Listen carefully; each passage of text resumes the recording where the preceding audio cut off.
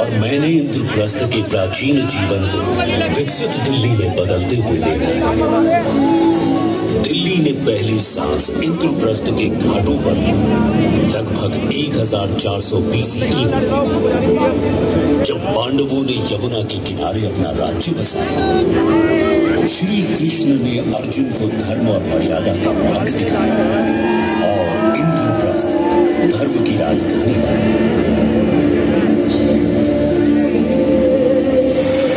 यहाँ के घाट, मंदिर और महल मेरी पहचान थे।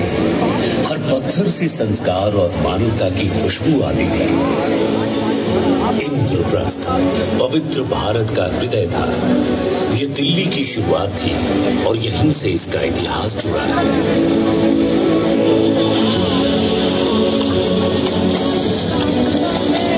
मैं बीतता गया और 736 ईस्वी में तोमर राजा अनंगपाल ने दिल्ली का को मजबूत बना और लाल कोट की दीवारें खड़ी की।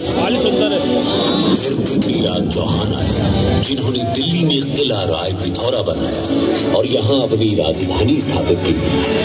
तोमर शौर्य और चौहान वीरता ने मिलकर इसे एक नई पहचान के साथ और भी ज्यादा मजबूती दी।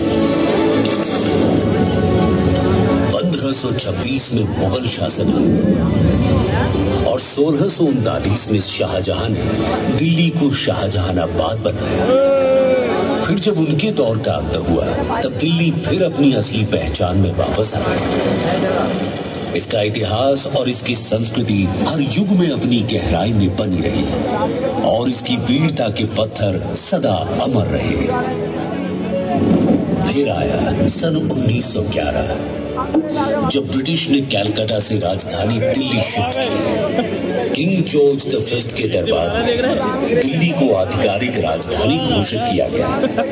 1912 में इस बदलाव को लागू करते हुए दिल्ली को चीफ कमिश्नर्स प्रोविंस बनाया गया, जहां शहर का प्रशासन एक चीफ कमिश्नर के हाथ में था, बिना किसी विधायिका या स्थानीय स्वशासन के। लटियंस और बेकर के द्वारा डिजाइन हुआ रायसीना हिल और नए एडमिनिस्ट्रेटिव बिल्डिंग्स ने दिल्ली को नए रूप में सजाया, आधुनिक भारत के सपने का प्रतीक बनकर। फिर समय आया आजादी का। ये धरती भारत भूमि, जन्मभूमि बनी अनेक महान वीरों की। इनमें से एक थे सरदार वल्लभ भाई पटेल। सिर्फ एक नेता नहीं बल्कि दिल्ली के लिए विश्वास का प्रतीक थे। आजादी के बाद जब विभाजन का घाव सबसे गहरा था तब दिल्ली लाखों शरणार्थियों की पनाह बनी। मैं तो अपने दुख में डूबा रहता, पर सरदार पटेल की अटल इच्छा शक्ति ने मुझे नई ताकत दी। दिल्ली में नई कॉलोनियां बसाई गई, लाजपत नगर, राजेंद्र नगर, करोल बाग, जहां जीवन फिर से मुस्कुराया। पटेल की दृष्टि से दिल्ली हर बदलाव को अपनाती गई और इसकी गलियों में सुरक्षा, विकास और इंसानियत के नए रंग बिखरते रहे। और यही उन्होंने एक और नया अध्याय शुरू किया।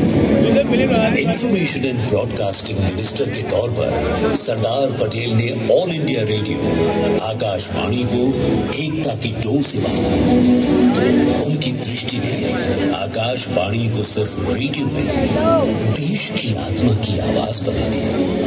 सिर्फ सीमाओं को नहीं, उन्होंने दिलों को भी जोड़ा और दिल्ली उनके इस प्यार और लगन का जीता जागता प्रमाण बने। यहाँ की सड़कों पर, यहाँ की हवा में, हर नई बस्ती में आज भी सरदार की मेहनत, मर्यादा और इंसानियत बसती है। 26 जनवरी 1950 के उस पल जब दिल्ली नए भारत के सपने को जी रही थी, उस पल मुझे सरदार पटेल की एकता और भारत की अखंडता की सोच और प्रतिबद्धता याद आई, जो नए भारत की पहचान का मूल है।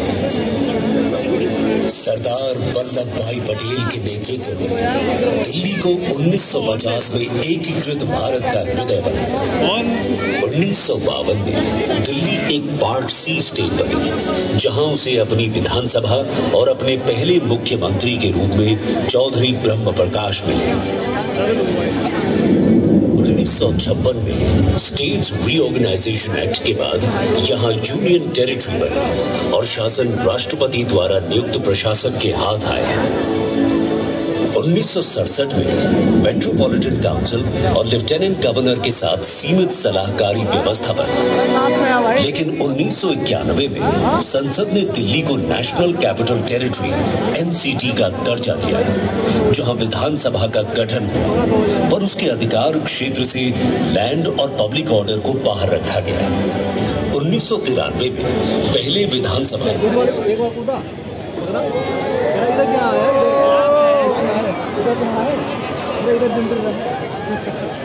इसी के साथ दिल्ली सिर्फ राजधानी नहीं बल्कि भारत के लोकतंत्र का धड़कता हृदय बन गई।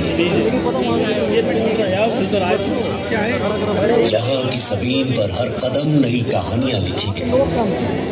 1998 में मेट्रो का सपना शुरू हुआ। 24 दिसंबर 2002 को अटल बिहारी वाजपेयी ने पहली ट्रेन को हरी झंडी दिखाई और उसके अंदर ही लोकतंत्र, संस्कृति और प्रगति का संगम बना। यहाँ मौजूद अनेक ऐतिहासिक इमारतें जैसे कुतुब मीनार, लाल किला, लोटस टेम्पल, विधानसभा, चांदनी चौक, प्राचीन हनुमान मंदिर, सब इसके जीवन का हिस्सा है। दिल्ली एक जीवंत नगर है जहां हर धर्म और हर व्यक्ति के लिए जगह है। मगर 2004 से 2014 तक दिल्ली की गलियों में और पूरे देश में एक अजीब सी बेचैनी छा गई थी। हर तरफ घोटालों की चर्चा थी। कॉमनवेल्थ गेम्स, 2G स्पेक्ट्रम, कोयला आवंटन, नीति निर्णय में रुकावटें आने लगी। जनता के मन में धीरे धीरे हताशा और अविश्वास घर करने लगा। बदलाव की इच्छा और उम्मीद कहीं धुंधली पड़ती जा रही थी। इसी समय गुजरात की धरती पर एक अलग तस्वीर गढ़ी जा रही थी। श्री नरेंद्र दामोदर दास मोदी, जिन्होंने शांति, विकास और सबका साथ सबका विकास के मॉडल को वहां साकार किया। गुजरात मॉडल की चर्चा अब दिल्ली ही नहीं, पूरे देश की आशाओं को जगाने लगी थी। इतना ही नहीं, 2014 के बाद प्रधानमंत्री नरेंद्र मोदी जी ने दिल्ली को एक नई दृष्टि दी। विकास भी, विरासत भी।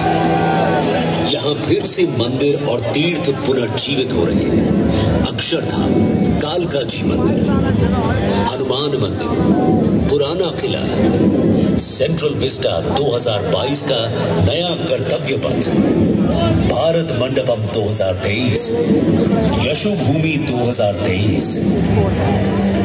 ये दिल्ली के अभिमान के नए स्तंभ हैं। यमुना घाट का पुनर्विकास, स्वच्छ भारत मिशन और स्मार्ट इंफ्रास्ट्रक्चर इसको विश्व नगर बना रहे हैं। यहाँ के पुराने इतिहास के पत्थर और नए सपने अब साथ साथ हैं। ये इंद्रप्रस्थ भी है, किला राय पिथौरा भी, शाहजहानाबाद भी और न्यू दिल्ली भी। ये मंदिर की घंटी है, मेट्रो का गति चक्र भी है। यहाँ के इतिहास के हर पत्थर ने मेरी नई उम्मीदों को संभाला। आज फाउंडेशन डे पर मैं बस इतना कहना चाहता हूँ, दिल्ली वो जगह है जहाँ भक्ति भी जीती है और भारत भी। विकास, विरासत, विजय, यही है दिल्ली की पहचान। दिल्ली है विकास और विरासत का प्रतीक।